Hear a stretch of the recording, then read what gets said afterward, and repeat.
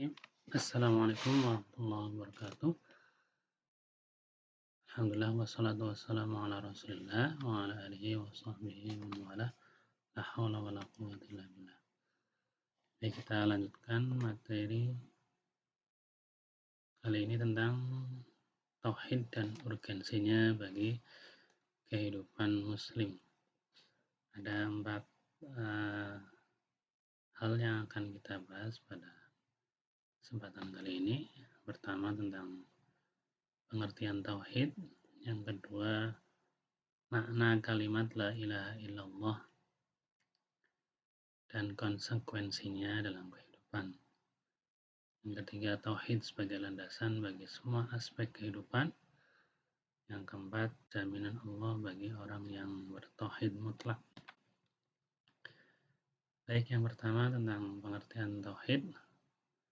Definisi tauhid dari bahasa Arab ya. Wahada yuwahhidu tauhidan, yang bermakna menunggalkan sesuatu ya. Dikata wahid itu satu ya. Wahada yuwahidu mensatukan, mengesakan, menunggalkan. Sedangkan berdasarkan pengertian syariat atau istilah tauhid, artinya adalah mengesahkan Allah dalam hal-hal yang menjadi kekhususan dirinya. Kekhususan itu meliputi perkara rububiyah, uluhiyah, dan asma wa sifat.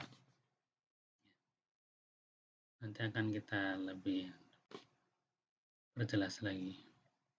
Kemudian ada istilah ilmu tauhid, yaitu ilmu yang mempelajari tentang pokok-pokok agama Islam ya. Ya, tentang iman, tentang akidah, tentang tauhid, tentang perkara-perkara yang pokok dalam agama Islam. Para ulama menyebutkan bahwa agama Islam adalah agama tauhid. Ilmu ini menerangkan tentang keesaan zat Allah SWT. Hukum yang mempelajari ilmu tauhid adalah fardhu ain. Jadi seorang muslim ya, wajib mempelajari ilmu tauhid, ilmu akidah Islam gitu ya, tentang iman ya, karena itu berkaitan dengan keimanan seorang itu akan bernilai ketika seseorang nanti di akhirat tingkatan keimanannya seperti apa. Kemudian apakah seorang bisa meninggal dalam keadaan iman, dalam keadaan Islam, dalam keadaan tauhid, yaitu dengan cara mempelajari ya, apa saja yang bisa menguatkan seorang imannya, tauhidnya, akidahnya, supaya bisa istiqomah sampai akhir hayat. Wala tamutunna illa wa antum muslimun. Kemudian tauhid menurut ulama dibagi menjadi 3. Tauhid rububiyah, tauhid uluhiyah, tauhid asma wa sifat.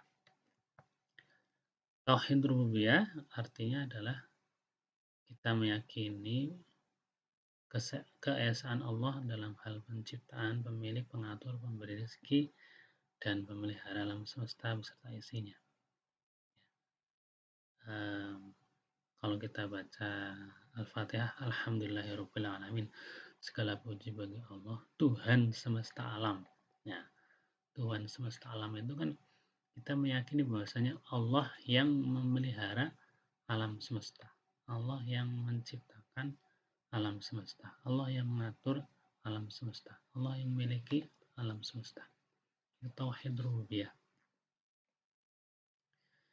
Keyakinan seperti ini juga diyakini oleh kaum musyrikin Mekah, sebagaimana firman Allah Taala, "Qul man yarzuqukum minas sama'i wal ard, amman yamliku as-sam'a wal absara wa man yukhrijul hayya minal mayyit wa yukhrijul mayyita minal hayy wa may yudabbirul amr fasayaquluna Allah faqul afala tattaqun.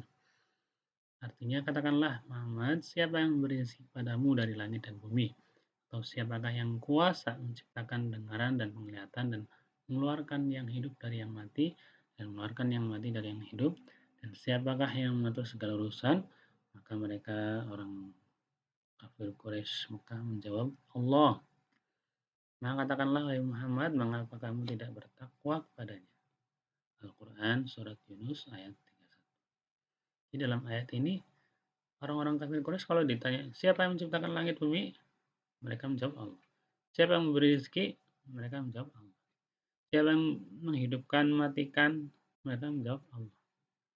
Jadi mereka meyakini tauhid rububiyah. Hanya saja mereka tidak meyakini tauhid uluhiyah. Ini dalam surat Az-Zumar juga sama ya. Wala in sa'altahum man khalaqas samawati wal ard la yaqulunna Allah. Jika kamu tanya kepada mereka orang-orang kafir Quraisy, siapakah yang menciptakan langit dan bumi? Mereka akan menjawab Allah ya. Demikian juga surat Az-Zukhruf ayat 87. Wala in sa'altahum man khalaqahum la yaqulunna Allah.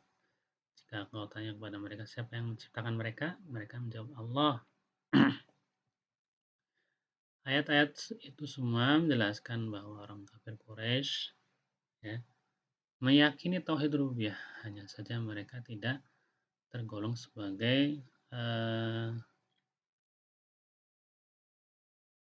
orang yang beriman. Mereka tetap diklasifikasikan sebagai kaum musyrikin, orang yang berbuat syirik ya. Hal itu karena hati manusia telah difitrahkan untuk mengakui rububiyah Allah SWT. Yes. Jadi manusia itu dilahirkan dalam keadaan fitrah. Fitrah mengakui bahasanya yang menciptakan langit dan bumi adalah Allah. Hal ini menegaskan bahwa seorang tidak dikatakan beriman dengan hanya meyakini tauhid rububiyah. Jadi harus meyakini tauhid uluhiyah. Tauhid uluhiyah ini artinya adalah meyakini bahwasanya Allah SWT yang satu-satunya yang berhak disembah, berhak diibadahi. Kita hanya menyembah hanya kepada Allah SWT, kita berdoa hanya kepada Allah SWT, kita memohon hanya kepada Allah SWT, kita sujud hanya kepada Allah SWT, kita ruku hanya kepada Allah SWT. Ya. Bentuk-bentuk peribadahan semuanya ditujukan hanya kepada Allah SWT. Ini yang namanya tauhid. Nah, ini yang tidak dilakukan oleh orang kafir Quraisy. Mereka menyembah berhala juga, ya. Mereka berbuat kesyirikan, melakukan ritual ibadah kepada sesembahan selain Allah. Tauhid uluhiyah merupakan implementasi dari kalimat tauhid la ilaha illallah. Makna kalimat ini adalah tidak ada sembahan yang berhak untuk disembah kecuali Allah. Dan makna kalimat tauhid ini mengandung dua unsur. Yang pertama, menolak segala bentuk sesembahan kecuali kepada Allah. Yang kedua, menetapkan segala bentuk ibadah hanya ditujukan kepada Allah. Ini menetapkan bahwasanya bentuk ibadah hanya ditujukan kepada Allah SWT. Kedua, menolak segala bentuk peribadahan pada selain Allah. Inilah yang merupakan inti dari pengutusan para rasul. Allah mengutus Nabi dan Rasul, mereka semuanya diutus oleh Allah untuk membawa misi tauhid. Wa ma arsalna min qablika min rasulin illa nuhi ilaihi annahu la ilaha illa ana fa'budun. Dan kami tidak mengutus seorang rasul pun sebelum engkau Muhammad, melainkan kami mewahyukan kepadanya bahwa tidak ada Tuhan yang berhak disembah selain aku, maka sembahlah aku. Al-Quran Surat Al-Anbiya ayat 25. Tauhid uluhiyah adalah misi dakwah semua rasul. Semua nabi dan rasul diperintahkan oleh Allah untuk menyuruh kepada umatnya untuk menyembah Allah SWT, menjauhi kesembahan yang lainnya, memurnikan ibadah hanya kepada Allah SWT. Tauhid rububiyah termasuk konsekuensi dari tauhid uluhiyah, karena orang-orang musyrik tidak menyembah Tuhan yang satu, akan tapi mereka menyembah bermacam-macam sesembahan dengan anggapan bahwa Tuhan-Tuhan tersebut lebih mendekatkan mereka kepada Allah. Padahal mereka mengakui bahwa Tuhan-Tuhan itu tidak mendatangkan mudarat dan manfaat. Karena itu Allah tidak menganggap mereka sebagai orang-orang beriman meskipun mereka mengakui tauhid rububiyah. Mereka tetap dianggap kafir sebab mereka masih menyekutukan Allah SWT. Nah, ini ada satu kisah dalam riwayat Ar-Royani ya. Meskipun ini status hadisnya tidak sahih gitu ya, tapi bisa diambil pelajaran bahwasanya ada seorang sahabat yang bernama Husain ya. Husain. Husain ini adalah kepala suku. Kemudian mereka biasa menyembah berhala-berhala. Kemudian mereka mendengar bahwa Nabi Muhammad ini mencela sesembahan mereka. Kemudian kepala suku ini diminta untuk menghadap Nabi Muhammad untuk ngobrol, klarifikasi, konfirmasi. Apakah benar Muhammad kamu telah mencela Tuhan-Tuhan kami? Ya. Nah, kemudian Nabi balik bertanya, kam ilahan ta'budu? Ya. Ada berapa Tuhan yang kamu sembah, Husain? Ya. Kemudian dia menjawab, sab'atun fil ardi wa ilahan fis sama. Ada 7 Tuhan yang ada di bumi dan 1 Tuhan yang di langit. Nah, ini menjelaskan bahwa mereka itu meyakini yang di langit siapa? Ya Allah SWT. Hanya saja mereka meyakini atau menyembah sesembahan selain Allah, yaitu ada 7 yang ada di bumi. Kemudian Nabi bertanya lagi, kalau kamu ketemu sesuatu yang menyusahkan ataupun membahayakan, kamu berdoa kepada Tuhan yang di langit atau yang di bumi? Saya berdoa kepada yang di langit. Nah, kalau harta kamu hilang, ya, binasa, kamu berdoa kepada yang di langit atau yang di bumi? Di langit.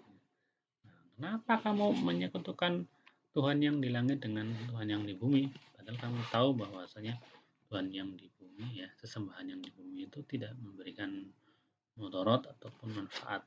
Kemudian akhirnya dia diajak untuk masuk Islam. Kemudian Nabi Muhammad mendoakan dia supaya imannya kuat menghadapi kaumnya, karena dia kepala kaum. Kalau dia masuk Islam, khawatir kaumnya membencinya, menyerangnya. Kemudian yang ketiga, tauhid asma wa sifat, yaitu mengesahkan Allah dalam nama dan sifat-sifatnya, ya. Jadi meyakini secara mantap bahwasanya Allah SWT menyandang seluruh sifat kesempurnaan dan suci dari segala sifat kekurangan, bahwa dia berbeda dengan seluruh makhluknya. Jadi jangan kita mengatakan Allah itu nggak adil, Allah itu nggak sayang, Allah itu jahat atau apa, ya Allah, naudzubillah, ya. Allah itu memiliki nama dan sifat yang sempurna, jauh dari segala kekurangan, dan Allah tidak sama dengan makhluknya. Jangan sampai kita menyandarkan keburukan kepada Allah SWT, ya. Ini makna dari tauhid asma wa sifat. Jadi kita mengesahkan Allah dalam nama dan sifatnya. Jadi jangan menyandarkan sesuatu yang buruk atau yang kurang terhadap Allah SWT. Dalam tauhid asma wa sifat ini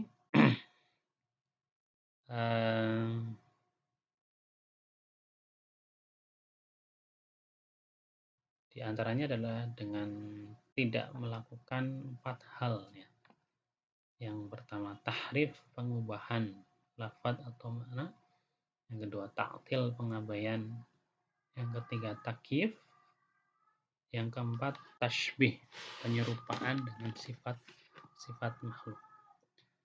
Dari definisi di atas jelas bahwa tauhid asma wa sifat berdiri di atas 3 asas. 3 asas itu adalah meyakini bahwa Allah SWT Maha Suci dari kemiripan dengan makhluk dan dari segala kekurangan. Yang kedua, mengimani seluruh nama dan sifat Allah yang disebutkan dalam Al-Quran dan Sunnah tanpa mengurangi atau menambahi, tanpa mengubah atau mengabaikan. Menutup keinginan untuk mengetahui kaifiyah kondisi sifat-sifat itu. Adapun asas yang pertama, yakni meyakini bahwa Allah SWT Maha Suci dari kemiripan dengan makhluk dan dalam sifat-sifatnya. Dan ini jelas dalam surat Al-Ikhlas, walam yakul lahu kufuwan ahad. Tidak ada seorang pun yang setara dengannya. Al-Qurtubi menafsirkan ayat ini bahwa tidak ada yang sama dengan Allah sesuatu apapun. Mengatakan yang harus diyakini dalam bab ini adalah bahwa Allah SWT dalam hal keagungan, kebesaran, kekuasaan, dan keindahan nama serta ketinggian sifatnya tidak satupun dari makhluknya yang menyerupainya dan tidak pula dapat diserupai dengan makhluknya.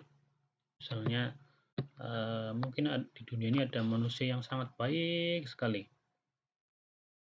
Jadi jangan dikatakan, wah ini baik sekali kayak Tuhan. Ya, nggak bisa ya. Kebaikan manusia itu tidak bisa disamakan dengan kebaikan Tuhan. Kemudian apalagi orang ini sangat sayang sekali sama orang, sayangnya udah kayak Tuhan. Nah ini nggak bisa ya.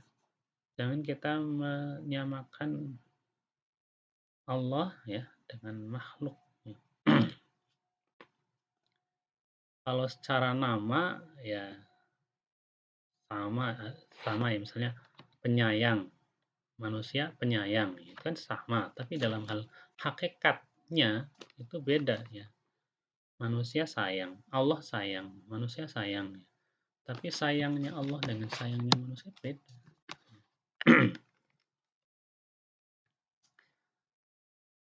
Termasuk dalam asas seperti ini adalah menyucikan Allah dari segala yang bertentangan dengan sifat yang disenangkan oleh Rasulullah ya.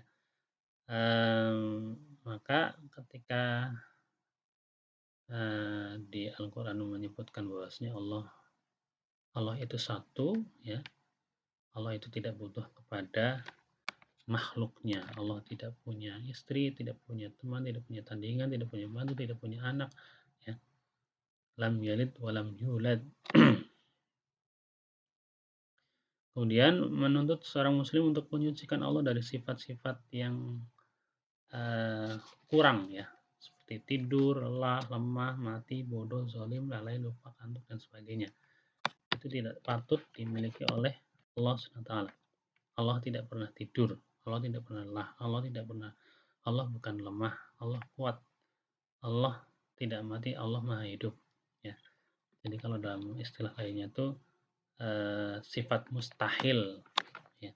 Mustahil Allah itu mati, mustahil Allah itu bodoh, mustahil Allah itu zalim dan sebagainya. Dengan asas kedua menunjukkan untuk membatasi diri pada nama-nama dan sifat yang telah ditetapkan dalam Al-Quran dan Sunnah. Ya.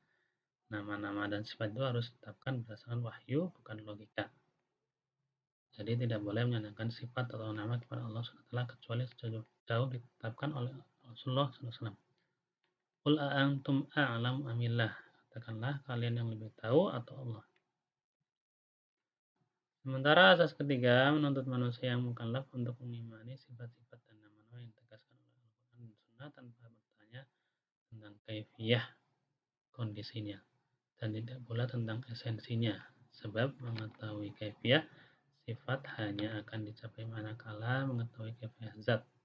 Padahal zat Allah tidak berhak dipertanyakan esensi dan kaifiyahnya. Contohnya dalam Al-Quran ada ayat menyebutkan Ar-Rahmanu 'alal 'arsy istawa. Allah Maha Rahman bersemayam di atas arsy. Ya, ada yang mempermasalahkan tentang kaifiyah ya, bagaimana Allah bersemayam. Ini tidak perlu dipertanyakan, tidak perlu diperdebatkan. Kita hanya cukup mengimani. Nanti kalau diperdebatkan jadi panjang dan bisa mengkafirkan satu sama lain ya. Wah, ini sesat, ini kafir.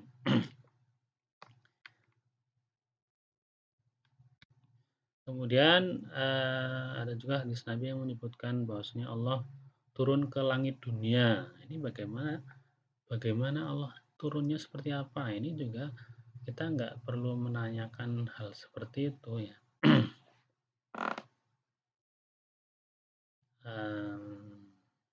Jangan dibayangkan turunnya seperti turun malaikat atau turunnya seperti makhluknya, atau tidak perlu ditanyakan.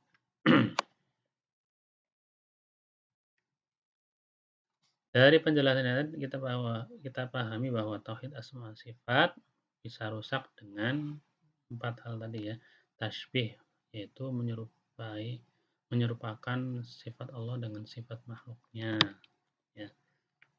Kemudian yang kedua tahrif, mengubah atau mengganti lafaz-lafaz nama Allah ya.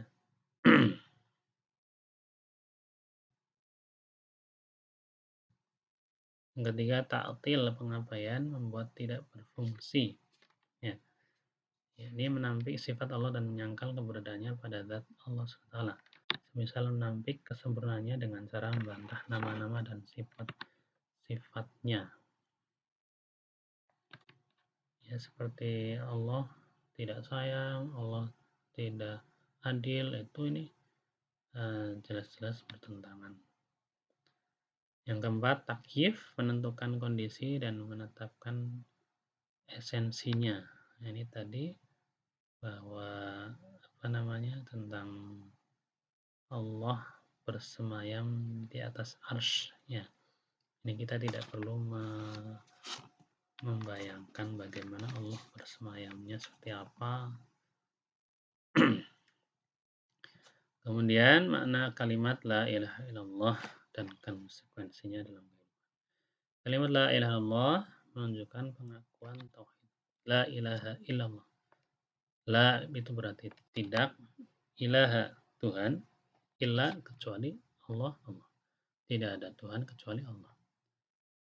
Ini kurang pas ya. Yang pas adalah tidak ada Tuhan yang berhak disembah kecuali Allah. Jadi seorang muslim hanya mempercayai Allah sebagai satu-satunya Tuhan, satu-satunya Allah. Allah adalah Tuhan dalam arti sesuatu yang menjadi motivasi atau menjadi tujuan seorang. Jadi dengan mengikrarkan kalimat pertama, seorang muslim memantapkan diri untuk menjadikan hanya Allah sebagai tujuan, motivasi, dan jalan hidup. Kalimat la ilaha illallah sebenarnya mengandung 2 makna, yaitu tadi menetapkan bahwasanya yang berhak disembah hanyalah Allah. Yang kedua, menolak segala bentuk sesembahan selain Allah. Artinya tidak berbuat syirikan. Kemudian kalimat la ilaha illallah ini ada kunci atau syarat kalimat la ilaha illallah. Ya, mungkin kalau ada orang yang hanya mengucapkan la ilaha illallah, apakah dia masuk surga? Ya itu Allah alam ya. Kalau hanya melafadzkan mungkin banyak yang bisa ya. Bahkan ada burung beo bisa menirukan la ilaha illallah gitu ya. Apakah itu berarti bisa memasukkan seorang ke dalam surga ya? Nah, di sini disebutkan oleh ulama ada syarat-syaratnya. Yang pertama adalah mengilmui ya. Mengerti, memahami makna dari la ilaha illallah. Jadi tidak hanya mengucapkan la ilaha illallah tapi nggak tahu artinya ya.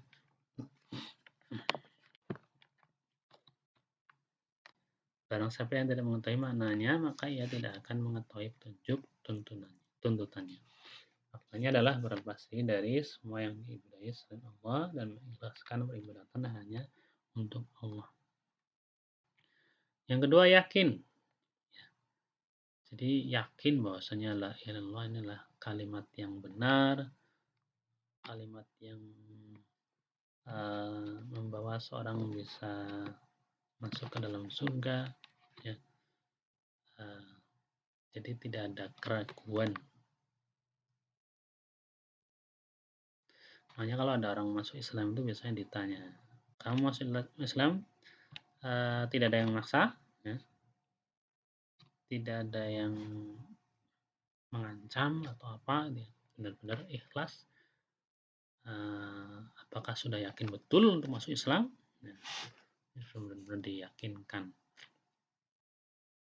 Yang ketiga, ikhlas, meninggalkan kesyirikan. Artinya seorang mengucapkan la ilaha illallah itu benar-benar dalam hatinya benar-benar ikhlas, tidak ada dorongan paksaan, tidak ada karena motif lain, ya.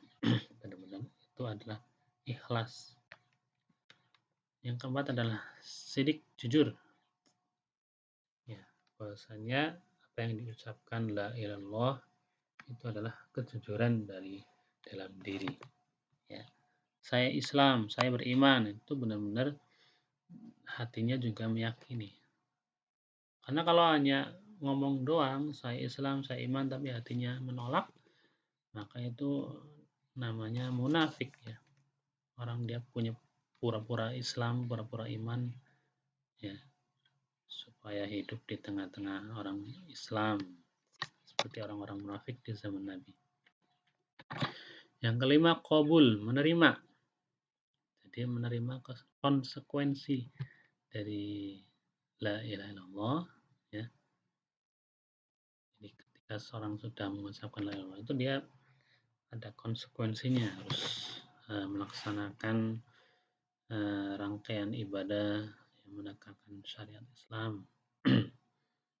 Jadi tidak pilih-pilih, ya. Saya masuk Islam tapi saya nggak mau sholat, ya. Atau dia mengucapkan la ilaha illallah tapi masih ada kesombongan dalam dirinya. Yang keenam, inqiyad, tunduk. Jadi ketika mengucapkan la ilaha illallah itu benar-benar sudah menyerah, pasrah, tunduk di hadapan Allah. Disuruh sholat, sholat, disuruh zakat, zakat, disuruh nutup aurat, nutup aurat. Jadi jangan masuk Islam tapi disuruh sholat nggak mau, masuk Islam disuruh nutup aurat nggak mau. Ini belum menjalankan kalimat la ilaha illallah dengan benar. Kemudian yang ketujuh, mahabbah, cinta. Jadi ketika mengucapkan la ilaha illallah berarti dia mencintai Allah, mencintai Rasulullah, mencintai orang Islam, mencintai ulama, mencintai syariat Islam, ya. Jadi tidak menjelek-jelekan Islam, ya. Tidak melakukan hal-hal yang bertentangan dengan Islam. Kemudian tauhid sebagai landasan bagi semua aspek kehidupan. Tauhid dalam pandangan Islam merupakan akar yang melandasi setiap aktivitas manusia. Kekokohan dan tegaknya tauhid mencerminkan luasnya pandangan, timbulnya semangat beramal, dan lahirnya sikap optimistik. Sehingga tauhid dapat digambarkan sebagai sumber segala perbuatan manusia. Tujuan tauhid adalah memanusiakan manusia, itu sebetulnya dehumanisasi merupakan tentang tauhid yang harus dikembalikan kepada tujuan tauhid, yaitu memberikan perubahan terhadap masyarakat.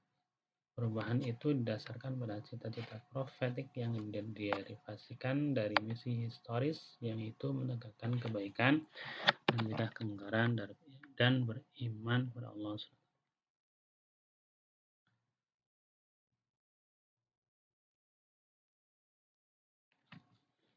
Kemudian urgensi tauhid, ya. Apa itu pentingnya atau urgensi dari tauhid? Tauhid adalah tujuan diciptakannya jin dan manusia. Wa ma khalaqtul jinna wal insa illa liya'budun. Allah berfirman, dan aku tidak menciptakan jin dan manusia melainkan supaya mereka beribadah kepada. Kedua, tauhid merupakan inti dakwah para rasul. Walaqad ba'atsna fi kulli ummati rasulan an i'budullaha wajtanibut taghut. Dan sungguhnya kami telah mengutus rasul pada tiap-tiap umat untuk menyerukan sembahlah Allah saja dan jauhilah taghut. Ya. Ketika tauhid merupakan kewajiban utama yang diperintahkan Allah kepada hambanya sebelum yang lainnya. Ya. Yang Allah perintahkan kepada hambanya yang pertama adalah tauhid dulu, ya, menyembah Allah semata. Setelah itu ada perintah-perintah yang lain. Tauhid adalah hak Allah atas hambanya. Ya. Nabi bertanya kepada sahabat, "Ma haqqullah ala ibadi?" Apa hak Allah atas hambanya? Ya. Allah dan Rasulnya yang lebih mengetahui. Kemudian Rasul menjawab, haqqullah ala ibad ayya'budu wa la yusyriku bihi syai'an. Hak Allah atas hambanya adalah mereka beribadah kepadanya dan mereka tidak menyekutukannya dengan suatu apapun. Tauhid merupakan tugas seorang muslim sepanjang hidupnya. Seorang muslim yang hidupnya dengan tauhid, mengakhirinya dengan tauhid pula. Nah, ketika seorang akhir hayatnya bisa mengucapkan kalimat tauhid, la ilaha illallah, dia akan masuk surga. Ini ada satu kisah ulama hadis Abu Zur'ah, ya. Ketika sakit, ya, kemudian sahabatnya menjenguknya, kemudian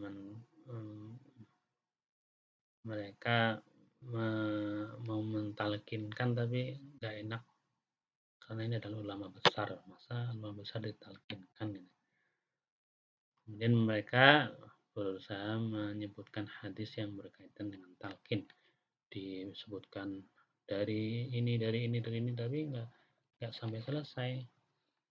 Nah, yang satunya lagi temannya juga sama, nggak sampai selesai. Kemudian Abu Zur'ah inilah yang kemudian yang lagi sakit itu menyebutkan hadis secara lengkap sampai kepada sabda Nabi, man kana akhiru kalamihi la ilallah dakhalal jannah.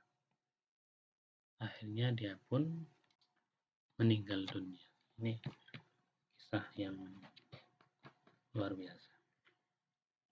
Ibadah tidak diterima tanpa ikhlas atau tauhid.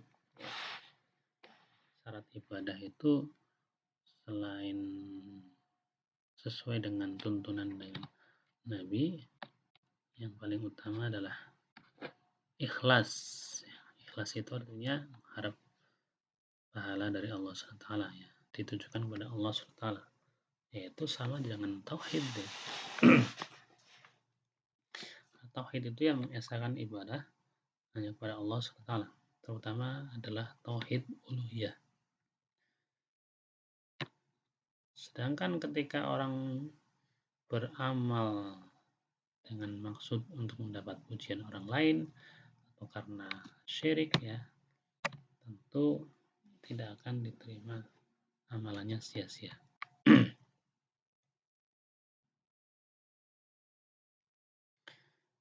Nah, ini disebutkan dalam hadis Muslim. Ada seorang yang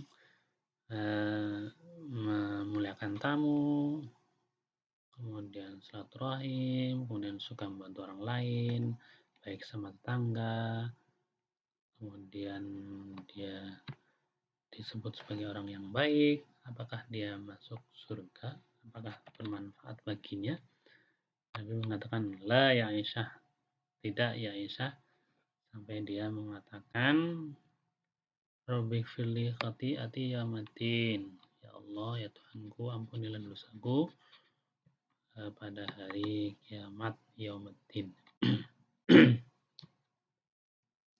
Artinya bahwasanya seorang harus benar-benar membersihkan diri dari kesyirikannya supaya amal ibadahnya diterima oleh Allah. Dan tauhid adalah fitrah manusia. Ini ketika manusia berada di alam ruh, diambil persaksiannya oleh Allah. Bukankah aku ini Tuhanmu? Mereka semua menjawab, betul, engkau Tuhan kami menjadi saksi. Bagaimana dalam hadis Nabi juga disebutkan setiap anak lahir dalam keadaan fitrah Islam atau fitrah tauhid. Hanya saja ada orang tuanya yang Nasrani, ya anaknya jadi Nasrani dan sebagainya. Tauhid menghapus semua dosa.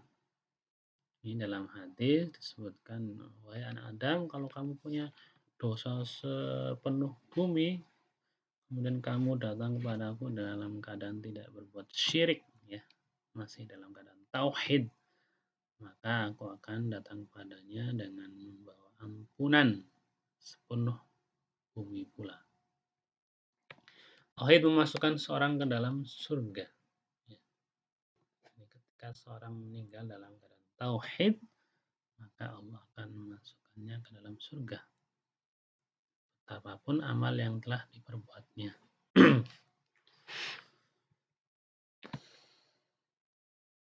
Kemudian diharamkan masuk neraka.